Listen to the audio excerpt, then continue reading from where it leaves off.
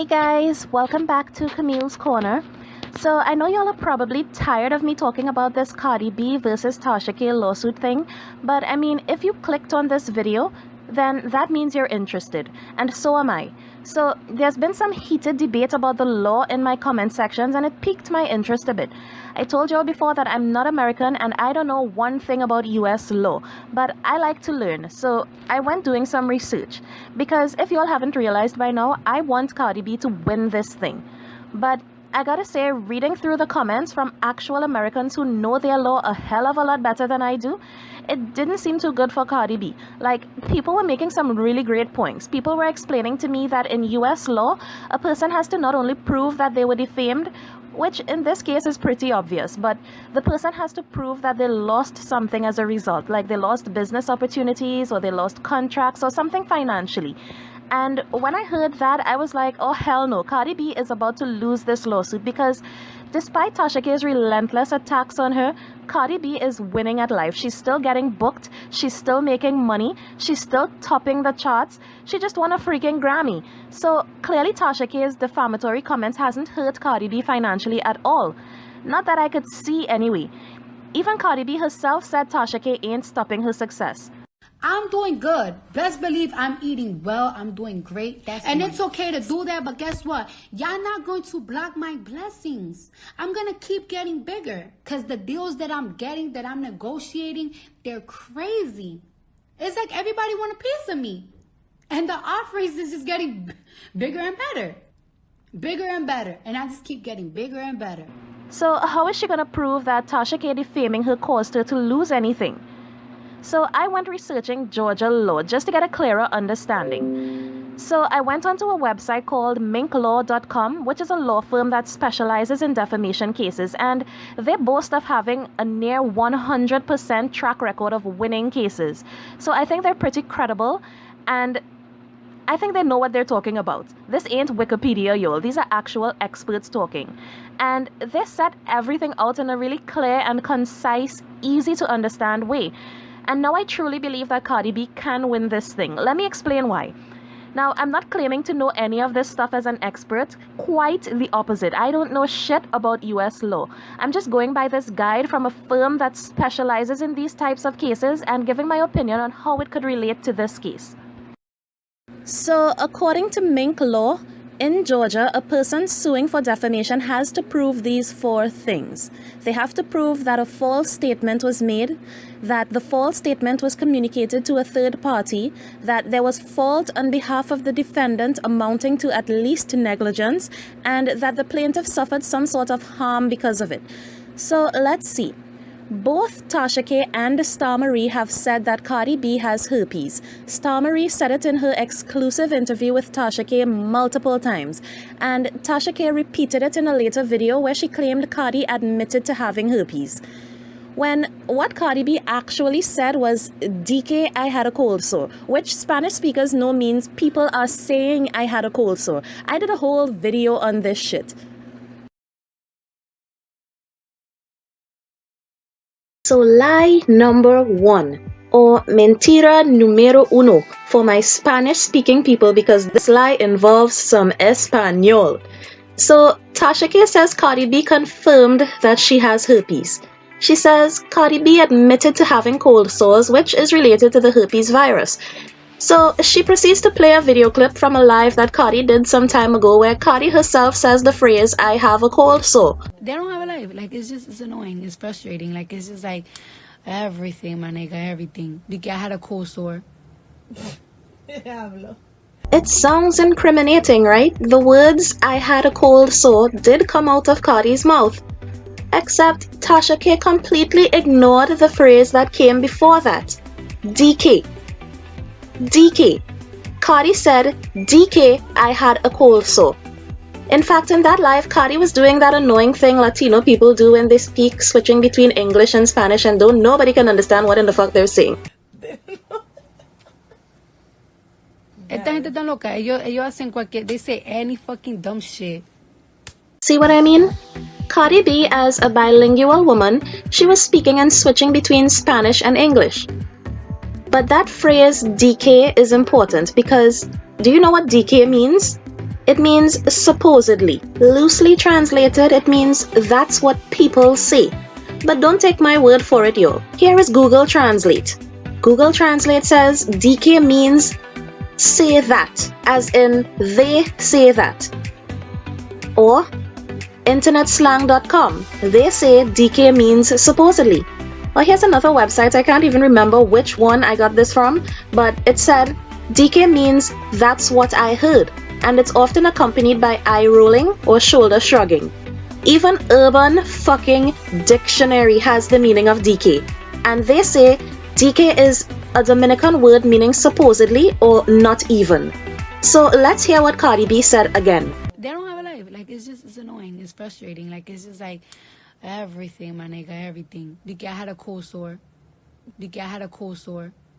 The guy had a cold sore. The guy had a cold sore. Cardi B said, DK, I had a cold sore. And if you listen to the rest of the clip, she's clearly saying she's tired of people talking about her. Why would she then say, I had a cold sore? That don't even make sense in the context in which she's speaking.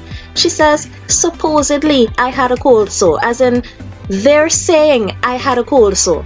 So I guess Tasha K can say that she doesn't understand Spanish, so she didn't know that's what Cardi B was really saying.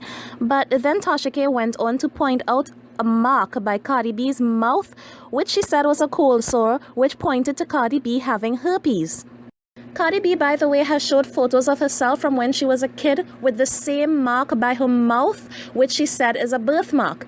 In any case, Cardi B can easily prove that she does not have herpes by taking a medical test, which she says she's willing to do. So Tasha K has also said that Cardi B uses drugs.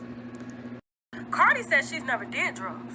Cardi is a pathological fucking liar. I can say that. That ain't no goddamn allegedly. Cardi B can easily prove that this is false as well by taking a drug test, which she says she's willing to do. So the second point is that the statement had to have been communicated to a third party, and it was. It was communicated to 3.3 million people on Tasha K's platform? Because the video had like 3.3 million views the last time I checked. And the video where Tasha K says Cardi B uses drugs had like 280 something thousand views. So not only were the statements communicated to a third party, but if we're being technical, they were communicated to a fourth, a fifth, a sixth, a seventh, a eighth, a millionth party.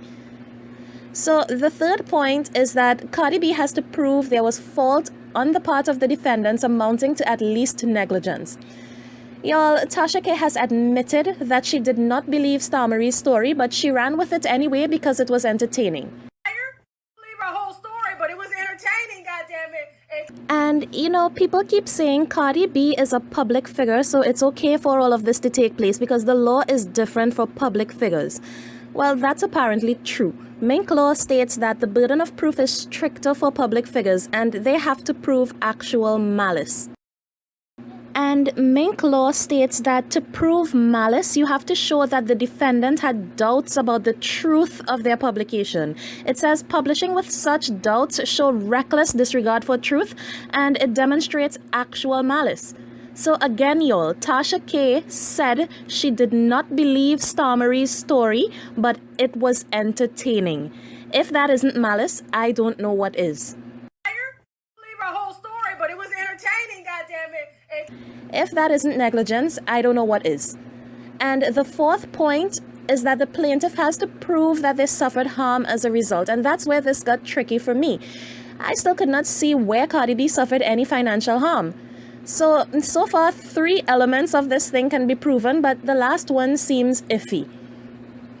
But then I got to this part about actual damages, and Mink law states you don't have to prove financial losses. You just have to prove that you suffered any form of injury, and this could be distress, anxiety, or any other physical defect. So it says specifically in Georgia, actual damages are not limited to pecuniary loss or the loss of earning power, and it includes impairment of reputation and standing in the community, hurt feelings, and mental distress. So I think Cardi B can prove impairment of her reputation. She says people have been in her comments and all over social media making fun of her saying she has herpes. That's her reputation being damaged there. For you to claim that I have something and people make fun of me because of a lie. It's disgusting. So she has to also prove her feelings were hurt. I think we can all agree Cardi B's feelings were hurt. And she has to prove mental distress. Look, I think Cardi B is a smart gal and she's being advised by smart people. For all we know, Cardi B has medical records showing her blood pressure went up and she had to take medication for stress or something around the time this was going on. So who knows? She may be able to prove mental distress too. So what I'm saying is, according to this law firm that specializes in defamation cases and that has experience in these sort of cases in Georgia and that has a nearly 100% track record of successfully representing their clients, Cardi B does not have to prove financial losses specifically. And according to this firm, Tasha K's defense could be either of these things: opinion, truth, or libel proof plaintiff doctrine. Tasha K can't claim that she was just stating her opinion because she was out here saying these things and saying it is not alleged. It is a fact. So she can't say that it was just her opinion. She also can't say it's truth if Cardi B's medical tests say it's false. And the libel proof plaintiff doctrine means that a person already has such a bad reputation that it's impossible to defame them because their reputation was shit anyway. I think that's what she's going to claim because Cardi B used to be a stripper. She's claimed gang affiliation and all sorts of things. So Tasha K can say, well, Cardi B didn't have a good reputation to begin with. So how can you defame somebody whose reputation is already shit? So that could go either way in my opinion. As much as Cardi B has a sketchy past, Cardi B is a Grammy-winning musician now. Her reputation in the music industry is solid enough to keep her winning all these accolades, so she does have a professional reputation to protect. And y'all, another thing I found interesting was that Mink Law says any inference that a person has slept with someone outside of their marriage is automatic defamation. Well, Tasha K has made that accusation many times, like when she said Cardi B, a married woman, was sleeping with her friend Schemo. Listen, guys, I'm 36, okay? I can read in between the lines when somebody appears to be fucking, okay? Cardi B stated that her and Schemo have known each other for years since she was 16 years old. Now, interesting enough, she said that he's been there. I've seen him go in and out of relationships. He's seen her go in and out of relationships because they're fucking in love, okay? They have a natural love for each other that regardless of who they end up with, these two motherfuckers will always love each other and may even fuck when they see each other, okay? And y'all know Tasha K likes to say that she's not the one saying these things and she's got sources giving her this information. Y'all remember that email she read that she said was from a person close to Cardi B? Well, I would assume that the court would investigate where that email originated from and figure out if there was even an email to begin with. Because I have my doubts. We know Tasha K wrote that email to herself. So hopefully a court will get to the bottom of Tasha K's sources too. Anyway, y'all, this was a real educational journey for me. I learned about laws in another country. So yeah, after reading all of that, I do think Cardi B has a good shot at winning this thing. I do think Tasha K should be worried, and I do not care what none of y'all winos got to say about it. So bye guys, and thanks for watching.